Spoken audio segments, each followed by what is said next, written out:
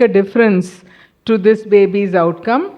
And I suppose the reason to have this discussion is because over the last decade, we have become so confident of our neonatal colleagues that we are tending to get these babies out earlier and earlier.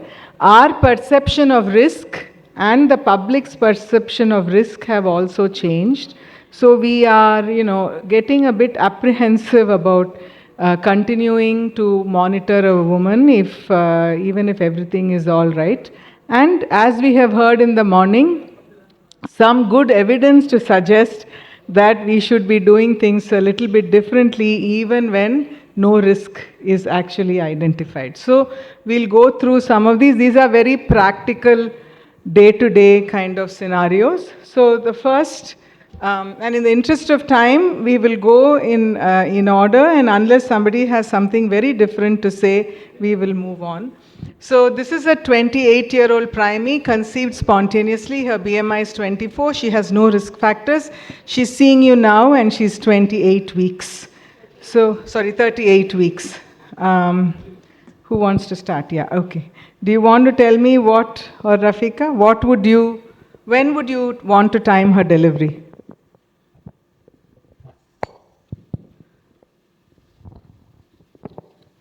Ma'am, this is a primary gravida, uncomplicated, 38 weeks. So, she should be advised to do the fetal kicks daily. No, that's fine. But yeah, when would you deliver? Deliver after 39 weeks only.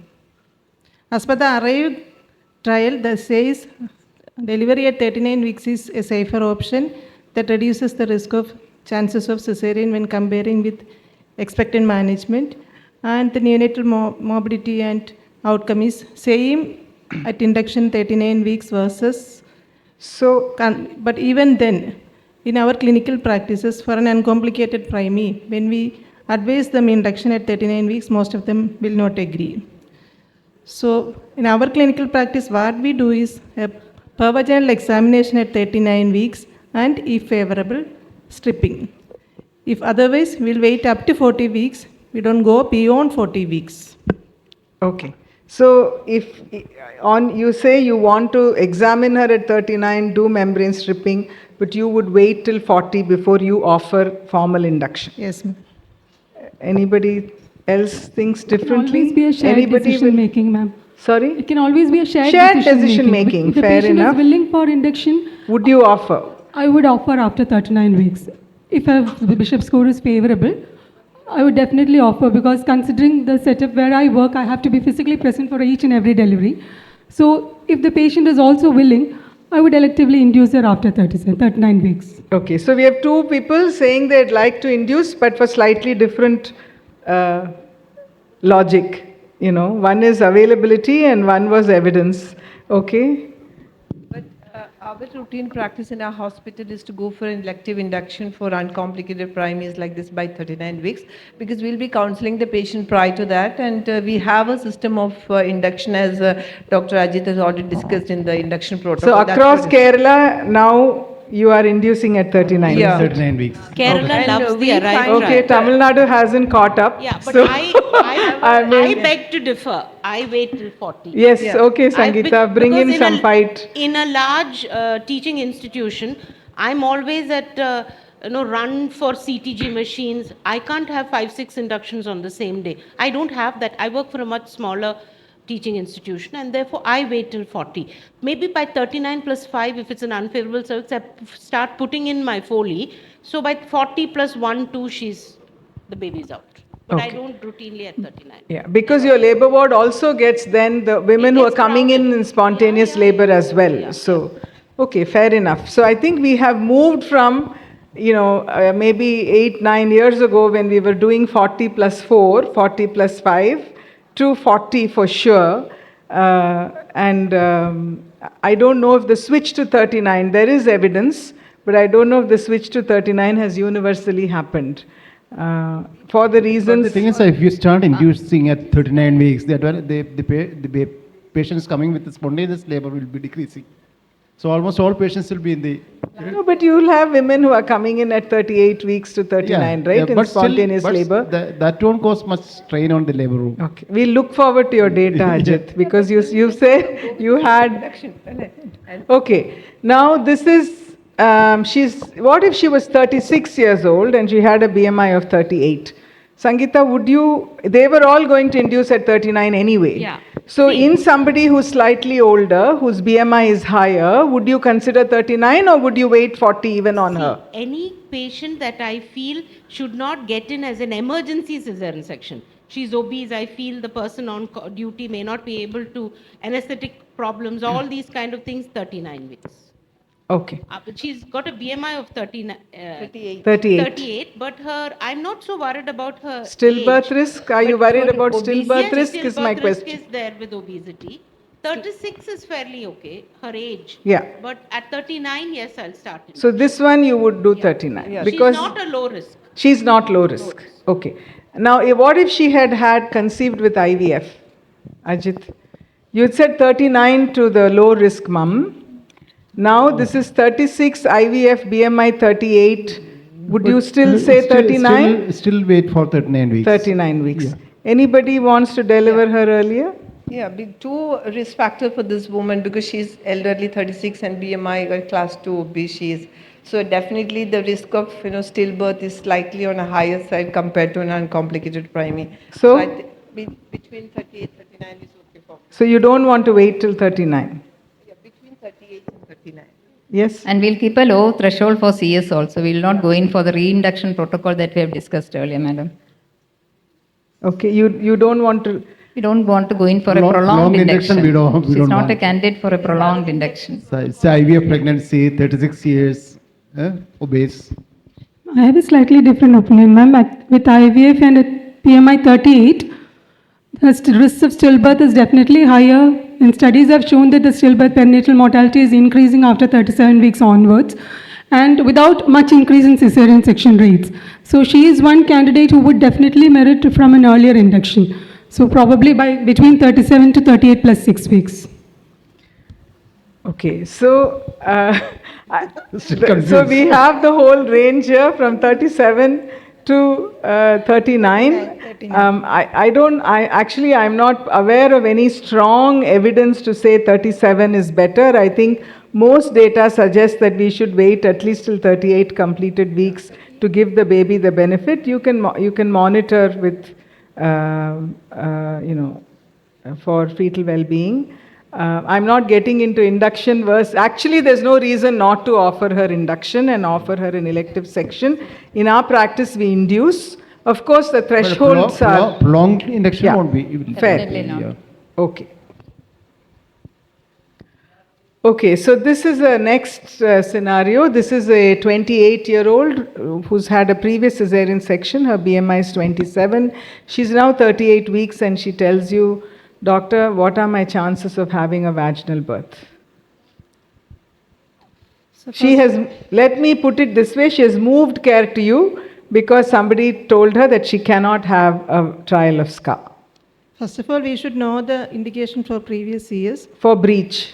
So it's not a non-recurring indication. So we can offer trial of labor with the pros and cons of a vaginal delivery versus elective cesarean. She's And- willing for waiting for spontaneous onset of labor Till when? till 40 weeks, So you're happy to wait till 40 for her? till 40 only. Everybody who wanted to deliver the low risk mum at 39, what is your Yeah, take wait, now? Wait till 39 weeks, wait for spontaneous onset. If it is there, we can give for a trial of labor. Otherwise, we will opt for a cesarean section. Usually, we don't go with induction for a previous cesarean. Sangeeta? Sorry, Ajit and then Sangeeta. Actually, even I consider induction at 39 or 40 weeks if she's not going into labor. Because the induction here will be a Polish catheter, ARM, and oxytocin, not a prostaglandin. My personal experience is also about 60% of the patients actually deliver with your Polish and ARM. So if the patient is insisting on TALAC and she's not going into spontaneous labor, at 39 or 40 weeks. But in here, I think I will wait till 40 weeks because patient will be properly considered. It's better to have a spontaneous labor. If she's not going to spontaneous labor by 40 weeks, I will consider induction. Okay, Sangeeta. Singleton fetus, longitudinal lie, not an ROP, baby size is okay. Yeah. I'll leave her alone. I'll hope and pray that she gets into spontaneous. So she fits all the criteria for a TOLAC.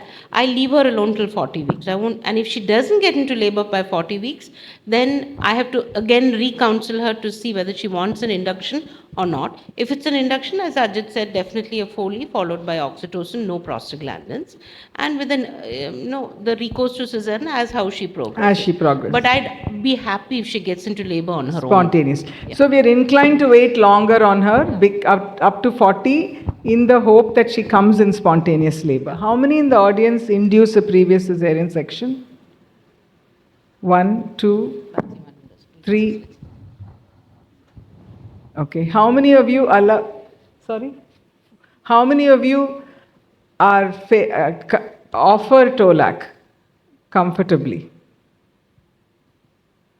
Manigandan can raise both hands because I don't know if he can deliver. Again, only about 3. So I don't know if it's a moot point to have such a case, but the fact remains that they can come in spontaneous labor and deliver vaginally. Of course, we need to have counseling, which is appropriate. And personally in our practice, we talk to them between 38 and 39, and then tell them 40 is the max that we will wait, and between 39 and 40 offer induction if they don't come in labor. So, okay, now again, what if she is older and has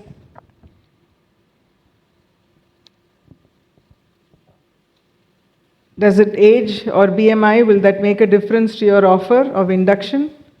Sure. 39 weeks here. Okay. What if she also had a higher preeclampsia risk? So, because this is how it happens in real life. No, this is a lady, she's had first trimester preeclampsia screening. Her risk is 1 in 37 of early onset preeclampsia. She was on aspirin. You've stopped it at 36 weeks. She's now 38 weeks. She's had a previous section. She's screened on a trial of SCAR. Since you said, Ajit, you want to wait till 40 for her to actually come in labor on her own, in this situation, would you then offer induction at 39 or would you wait till 40? Here actually I will consider 39 weeks, not because of the preeclampsia risk, but because of the age, 38 years. Preeclampsia risk, I am not much bothered because till now her BP is normal, otherwise everything is normal. The chance of she developing a late onset preeclampsia is very less, because preeclampsia risk means most of the time this is the risk for the early onset preeclampsia. So I am quite worried about the age rather than the risk of preeclampsia. Okay. So any other thoughts? Yes, madam, we will with this age, we will wait till 39 weeks, not beyond that. Okay. I mean, I think there is a concern in women who have screened high risk for preeclampsia that even though we have given them aspirin, they could still develop preeclampsia as they get closer to term. So we tend to induce these women by 39 because we don't want them to suddenly shoot their blood pressure up. So obviously in this case you may not want to go all the way up to 40 40. weeks. The right trial also said that once they induced women at 39, they didn't see so much of preeclampsia. With the one in 37, if she starts having hypertension, it's likely to be an accelerated hypertension. So day by day, her BPs are really going to shoot. So I think 39 if her risk is 1 in 37. Okay. But Actually, one criticism of the ARRIVE trial is that 14% of patients on expected management actually develop preeclampsia. They were normal BP at 38 weeks, 4 days, but still they 14%. Is it the usual scene we see in our practice? No. Eh? Generally, no, because So- in ARRIVE, I that don't think they means that screen for preeclampsia. That means that there was high selection bias for that. So that is one criticism regarding the. Probably we are inducing everyone at 39. We are not seeing much of a cases becoming preeclamptic after 39 weeks. That may be Yeah, No, but even those who induced at 39 weeks also 8% developed preeclampsia, where there was no preeclampsia at 38 weeks. Yeah? So that is a That we criticism don't about see the that, arrival yeah. trial. Arrival trial. So I think when we do preeclampsia screening and we follow up these women, we must be conscious of the fact that the aspirin tends to delay the onset of preeclampsia, not necessarily prevent it completely. So the longer they go in pregnancy, their chance of developing preeclampsia actually increases. Okay, so this is a 32-year-old primey with a BMI of 24, diagnosed to have gestational diabetes. She is on diet and she's well controlled. When would you like to time her delivery? At 39 weeks. 39. I mean, you're doing 39 for low risk itself. So I don't know. Here, GDM, I got concerned 38 weeks. Even on diet, well Diet controlled. also, because I go with 39. 39 weeks diet, well controlled, no fetal macrosomia, nothing. It's 39 weeks. Sangeeta? I'm a slow starter. I think I'm the turtle amongst the rest. For me, it's 40. Because for no other reason, if she was a GDM only on diet, there's no macrosoma, there's no polyhydramnios. Yeah. So I'm presuming that she's been looking at her sugars probably Yeah, every ideal, 2, 3, ideal. yeah, 40. Even if she's on metformin and with that kind of a profile, it would be 40. Yeah. Okay, so I'm inclined to agree. all We- the books and all the professional bodies recommended 40, 40, weeks. yeah. And GDM, so that, but practically, I think If for most of us uncomplicated do. primaries we can induce at 39 weeks, then for GDM well controlled, definitely we can induce at 39 No, weeks. so I don't that's- induce them so at if 39, you are so not it's 40. inducing everybody at 39, obviously if you're inducing everybody at 39, then the question is, would you then induce these women at 38? The trouble with doing that is you're going to have a significantly higher number of inductions and babies which are going to be, few days earlier at birth, which will have some impact going forward. So, 39 is fine. okay. Now, what if she was on metformin, had a slightly higher BMI, well controlled, babies on the 90th centile? With the pharmacotherapy, when she's on metformin, I think I will start my induction at 38 weeks. Even if she's well controlled? Yeah. The baby is a 90. I mean, her- baby is tending towards the LGA group. LGA. So it means that at some point of time her blood sugars were not properly controlled. So I think I will start at 38 weeks. But there are a lot of cohorts saying that a baby for the 90th centile, the outcome is, it's slightly not that good after 38 weeks of gestation. And the BMI is also high, ma'am. It's 30. So she's an obese woman with GDM on metformin, although well controlled with a large baby. Definitely induction by 38 weeks. I'm also quite scared about this case. 38 weeks. 38 weeks. Okay, Sangeeta, you're I'm the. again slow, 39. Here I'll opt for 39. Okay. For the reason is that the baby is on the larger side, the mother is a bit big, and she's on metformin. The three together, 39, because anyway the arrive says 39, but not earlier than that. Arrive is for low risk. So here we are concerned about, you can't extrapolate.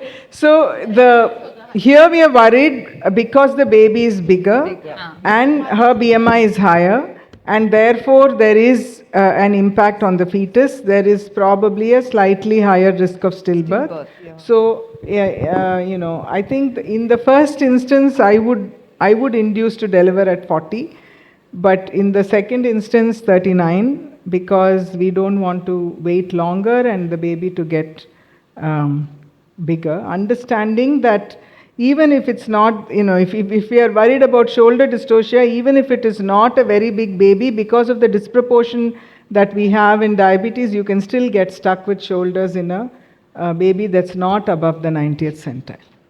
Okay. Just that there is such a, difference, and even though there are guidances which say, if you actually look at the evidence behind a guidance which times delivery, there is very, very, very poor data. There's hardly any data to recommend why we are picking 38 over 39. None of the studies are really well powered to look at timing of delivery in GDM. What about this lady? She's 32, she's a type 2 DM, At booking, her BMI was 37.4. Currently, her BMI is 42.8. She needed metformin and insulin. She's not been very great with her compliance. And at 36 weeks, the baby is on the 90th centile. Let me start with Sangeeta. The slow starter. Here I'm worried.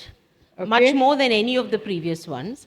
At the same time, I'm worried that because she's on insulin, the baby's lungs will mature. I don't want the baby to go into the nursery.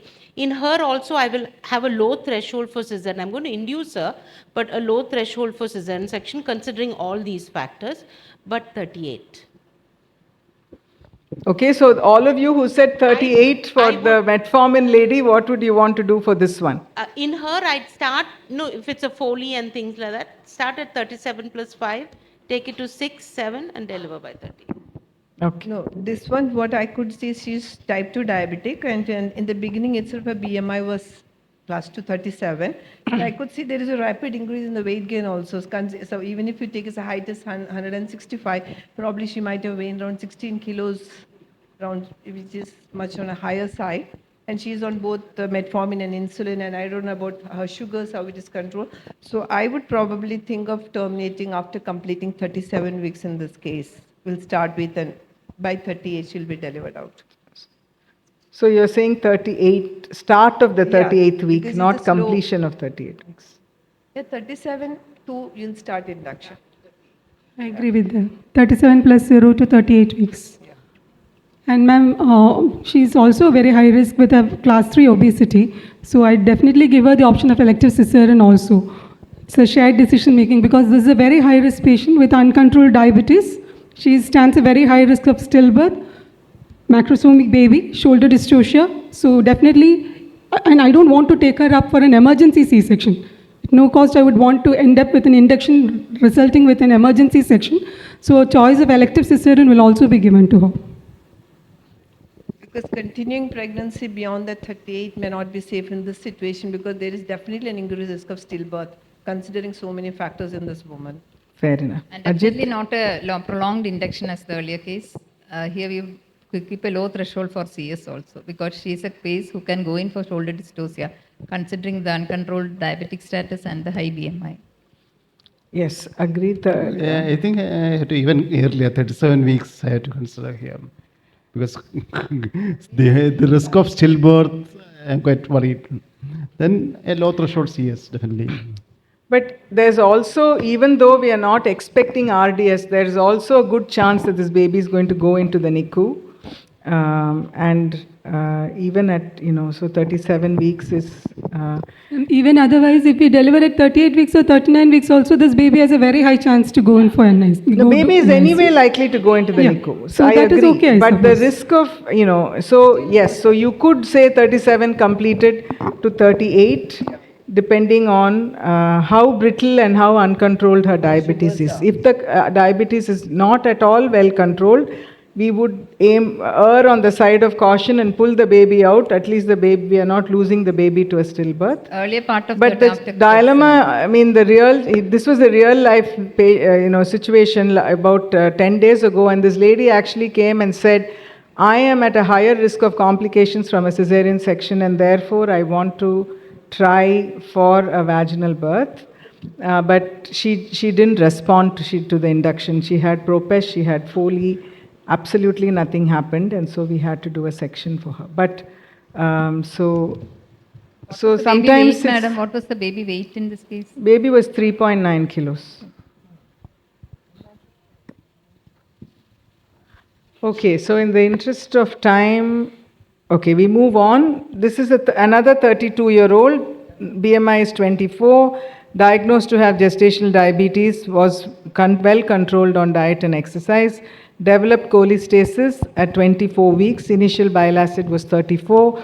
At the 36-week scan, it was a breach, and her bile acid follow-up was 87. So, A, when would you like to time delivery? B, would you attempt version? What is your protocol? In normal, uncomplicated, probably we can try for a version, but this one looking at the bile acid at the end is around 87. So it's moderate ICP. Okay, so you won't do version because of the bile acid, or So there is a slightly increased inherent risk of stillbirth, even otherwise it's existing for this woman. okay? Try for version at 36 weeks. We wouldn't be sure that she will complete a successful vaginal delivery, ma'am, because she is definitely a person who needs to be terminated at this point. Would you want to deliver Because her? she is having an ICP with an additional risk factor also. So She's when do you GDM. want to time her? We'll come to the version question later, Yeah. but when do you want to time her birth? At 36 to 37 weeks. No. Why? Because she is having a bile acid of moderate. 87. The next bile acid that I sent today will be coming after 4-5 days. By the time she might have already reached severe ICP. How do we know that, ma'am? Because bile acid results do not come on the same day for Around us. 5 days. Okay, so let's assume you get her bile acid results within 24 hours. I understand that there are places where if you give the bile acid, the lab results comes only after 5 days or 1 week when they run in batches. But let's assume that you are in a situation where you get the bile acid back in a day. So repeat bile acid at 37 weeks, same as a moderate IHCP, that is less than 100. Then plan of delivery will be between 38 and 39 weeks, because the background risk of stillbirth is comparable to the general population in moderate IHCP. But the risk increases after 39 weeks. So delivery will be between 38 and 39 weeks, and I will go for a elective cesarean section. Okay, so I think there's good quality evidence that 100 is the number that you look for, and if you have a bile acid level that's higher than 100, then you aim to deliver by 38 weeks. Otherwise, 37 completed weeks, 38 weeks. Otherwise, you can deliver between 38 and 39 weeks. So, so she's now 36. Yes, you would want to repeat her bile acids in a week, but assuming it stays under 100, you can take her to 38. Any other? Just imagine this patient is having severe pruritus also. It's not in a practical setup with a bile acids 87. So she she will be suffering a lot. I think obviously- I quite and there is a risk of stillbirth. I So when don't think do I you- will wait after 37 weeks. You want to time her delivery at 37 Yeah, weeks. 37 weeks. For patient discomfort, not because you're worried about stillbirth. Both about the stillbirth and the 87 means that there is a medium, moderate And risk. also, I ma'am, do if agree she's that a- RCOG is recommending at 38 to 39 weeks, but American College is recommending at 36 weeks. So 37 weeks. So 37 weeks, I think. Go for You an want to elective time at cesarean. 37. Ma'am, she's a primary breach. So if you're planning an elective cesarean, we can do it at 37 completed weeks. Okay? I also agree with Dr. Ajit. I would induce at 37 weeks. That's on You the know, if symptom it- too, like how the patient is, like intense itching or like. She's actually had itching, which is why she was tested in the first place. She was placed on Udiliv and her itching has subsided. She's quite comfortable. It is just a routine bile acid that was, in fact, it was 34, then it was came down to 23, then it went up to 60, and then now it is 80. If the bile acid level is less than 40, I am not worried, but 40 to 100. That's why I put 87, Ajit. If it's less than 40, we won't have a Yeah, discussion. the problem is there is no means of identifying any fetal issues with impending, like fetal it is Yeah, arrhythmia but that's there is causing good, because I of mean, that. there is the evidence to say 38 comes after a study which has looked at a lot of these babies with this, and therefore, I think we will be, we are definitely not deliver at 36. I think 37 completed weeks, 38 weeks is what we had planned. We did try version. Version was not successful, so she had an elective section at 38 weeks. Now, as you go towards 36 weeks, the breaches don't turn around. I'm now beginning to think that it's easier to turn them around at about 35. 36, they're all AFI 5, AFI 8. Okay, we will move on. This will be a quick one, I'm hoping. So this is a lady, she's had 2 previous miscarriages and 1 previous live birth. She's APLA positive. She's on aspirin and low molecular weight heparin. The previous pregnancy, she was induced at 38 weeks because she had GDM and APLA positivity. Now she's coming to you. I think there is no controversy in this scenario. Induction at 38 weeks. 38. No, I'm just wondering if there'll be a tendency to say 37 in the panel. That's. You're okay with 38? Any hypertension? Nothing. No. There's no other risk factor here, only APLA positive, so 38 weeks, I think. Okay. All right. Okay, so we'll move on to some baby related concerns. This is a Gravida 6, Para 2. She's had 3 miscarriages, RH negative, got anti-D after her first delivery, and no anti-Ds after 3 miscarriages. She's referred to you at 27 weeks with a positive ICT. You send her to the fetal medicine unit. She's evaluated, IUT is done. Now she's 32 weeks and she's asking you, Doc, when should I deliver?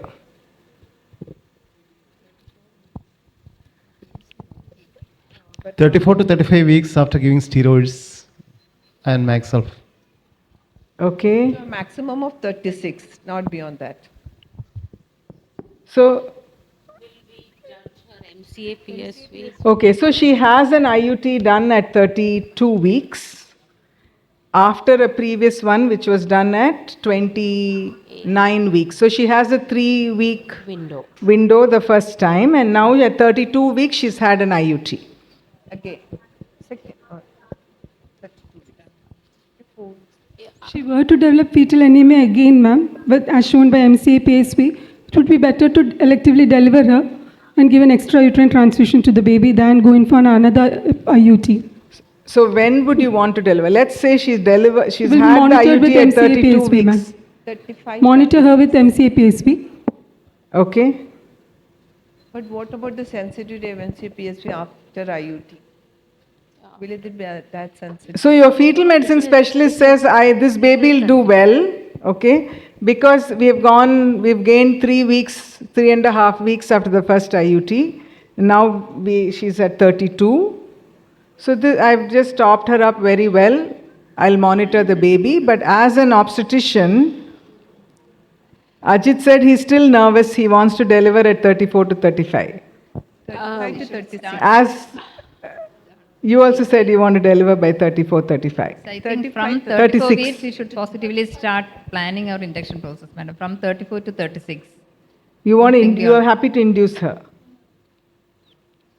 That's good, Yeah. but But yeah, when do you want to? the max for her would be 36. Yeah, maximum And 36. the 3-week window that she got between 28 or 30 and 33 may not be there between 32 and 35.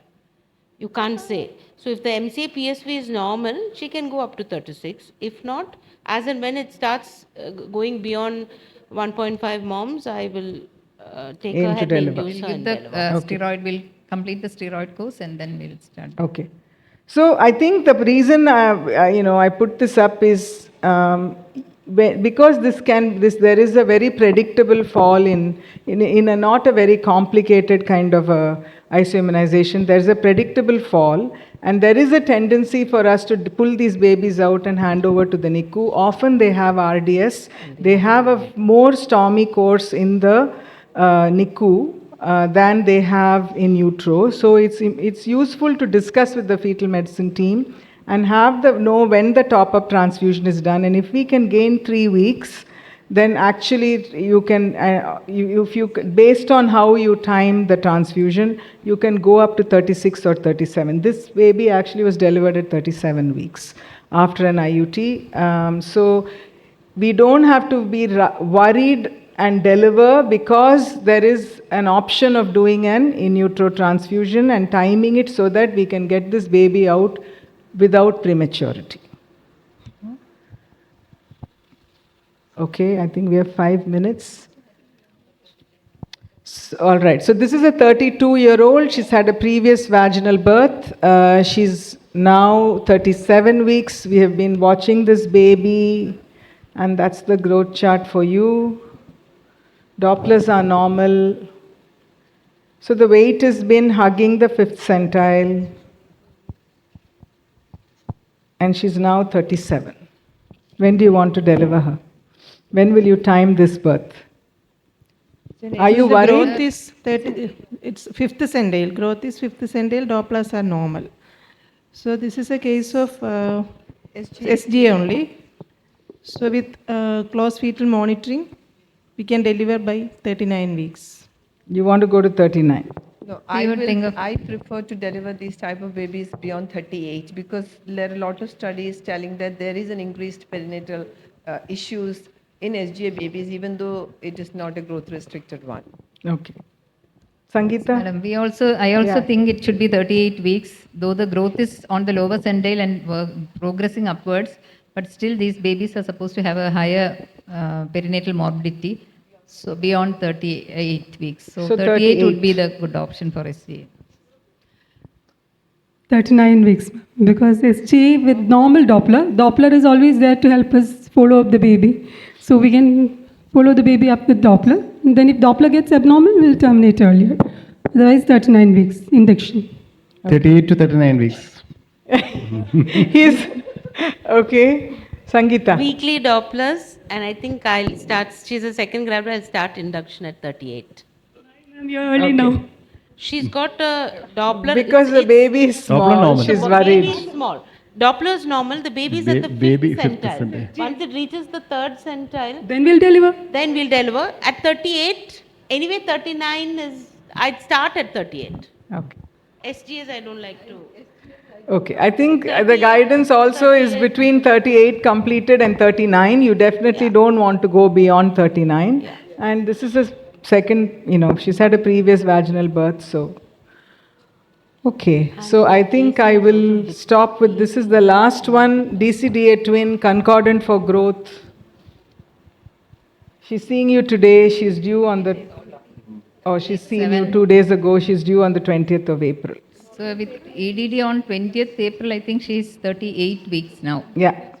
And so actually by You would have delivered her already. we should have delivered by 37.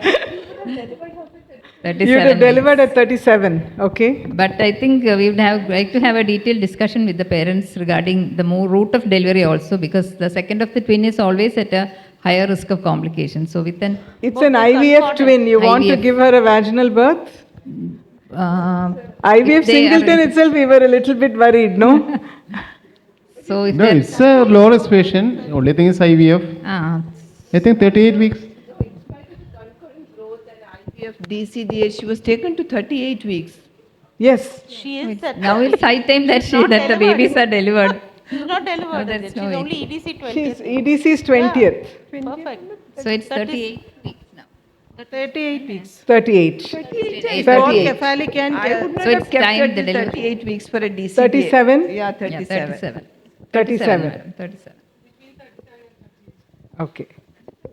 37 to 38, definitely. Okay. So she was planned for induction at 38 weeks actually, but she came in spontaneous labor. So അല്ല, concordant IVF. now what if there's discordance? Then what do you do? There is no definite consensus regarding when to terminate in discordant twins. It depends on at what gestation you identify and how much discordance is there between the babies. So there's 30% discordance, and the And what smaller about the baby is on the Dopplers? third centile. Dopplers, Dopplers are normal. one, The estimated fetal weight is third centile. So the other one is FGR. so one is FGR, now 35 weeks, 30% discordance. I think it's the right time to deliver out. 36? 36. Yeah. Yeah. 36. 2 weeks earlier than what you 36. Yeah. would butt your head in otherwise. 36 and by CS. By CS. Okay. Yeah, correct. IVF discordancy, definitely. BMI 33. No, these are all real. I didn't make up these numbers. These are all real life. We elected CS immediately. Do you steroid at 36? No, no, no. Yeah, we don't do Okay. 34. 35 weeks, up to 35 weeks. 34, 34. 34. 34. Okay, so concordant you can, 37 completed, 38 weeks. When you see discordance and you've reached 36 weeks, I think 36 plus, because the baby is on the third center. Okay, I think we've gone through from fairly, low risk mums. Actually, that's where there's most disagreement. Generally, I think KFOG has unified Kerala to go towards 39 weeks largely. But thank you very much for, because sometimes it's challenging, even though there is guidance when you sit with the woman one on one. And it, of course, sometimes in our country it gets complicated when they talk to us about good days and bad days and stars as well. But we navigate all of that, and I don't think we should get terribly worried about risk if we are monitoring appropriately and we counsel them and we explain. I think there's a lot more conversation that is happening around timing of delivery today than it did even 8 or 10 years ago. So thank you very much for being a very engaging panel. Thank you. madam. Thank you, ma'am. Thank you, so thank much. you. Thank you, Dr. Uma, for steering the discussion, and thank you all the panelists for such an insightful discussion and showing that how a nuanced approach is very important for mothers with different BMI profiles and how it serves as a key to better outcomes with the personalized care.